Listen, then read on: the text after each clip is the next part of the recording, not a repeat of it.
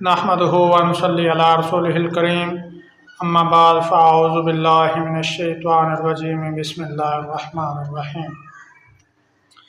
मुअज़्ज़ज़ सामीन, आज मैं आपको ख्वाहिशात का पूरा करना इसके बारे में एक बहुत ही पावरफुल मुजर्रब कुरानी वजीफ़ा बताना चाहता हूँ। हर बंदे की कोई ना कोई ख्वाहिश होती है और हर बच्चे की, हर जवान की, हर बूढ़े की कोई ना कोई ख्वाहिश होती है और वो ख्वाहिशात पूरी नहीं होती। ख्वाहिशात को पूरा करने के लिए और जायज़ ख्वाहिशात हों, इस्लाम के मुताबिक, शरई उसूलों के मुताबिक ख्वाहिशात हों, तो ये वजीफ़ा उन लोगों के लिए बहुत ही पुरअसर वजीफ़ा है। वजीफ़ा ये है कि कुरान पाक की आयत इन्ना वलिय्युल्लाहुल्लज़ी नज़्ज़लल किताब व हुवा यतवल्लस सालिहीन। इस वजीफ़ा को, इस आयत मुबारका को 313 मरतबा शबान के आखिरी 10 दिनों के अंदर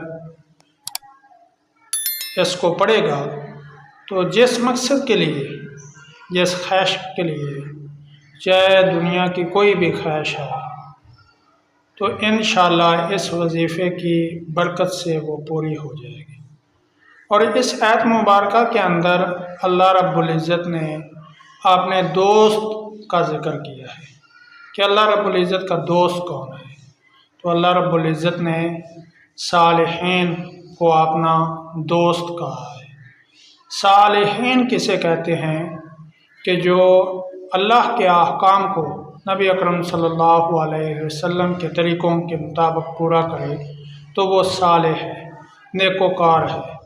और ये वजीफ़ा उस आदमी के लिए पुरअसर होगा जो सालेह होगा, यानी 5 वक्त का नमाजी हो, मुत्तबे शरीयत हो। तो ऐसे लोग जो ये वजीफ़ा करेंगे तो जिस ख्वाहिश के लिए भी करेंगे, चाहे रिज़्क़ के लिए करें, चाहे कारोबार के लिए करें, चाहे नौकरी के लिए करें, चाहे किसी निकाह के लिए करें या किसी बंदिश को ख़त्म करने के लिए करें, हत्ता कि जो भी ख्वाहिश होगी इंशाअल्लाह इस वजीफ़े की बरकत से अल्लाह रब्बुल इज़्ज़त उसको ज़रूर पूरा फरमा देंगे। ये अय्याम जो हैं ये बहुत ही ख़ास अय्याम हैं, शबान के आखिरी 10 दिन, क्योंकि नबी अकरम सल्लल्लाहु अलैहि वसल्लम ने शबान के मुतालिक फरमाया कि ये मेरा महीना है और इस महीने में बकसरत नबी अकरम सल्लल्लाहु अलैहि वसल्लम ने रोज़े रखे और नवाफिल वगैरह इबादत की। तो ये मखसूस दिन हैं और ये मखसूस वजीफ़ा इन्हीं दिनों में बताना मकसूद भी था कि अल्लाह रब्बुल इज़्ज़त हम सब को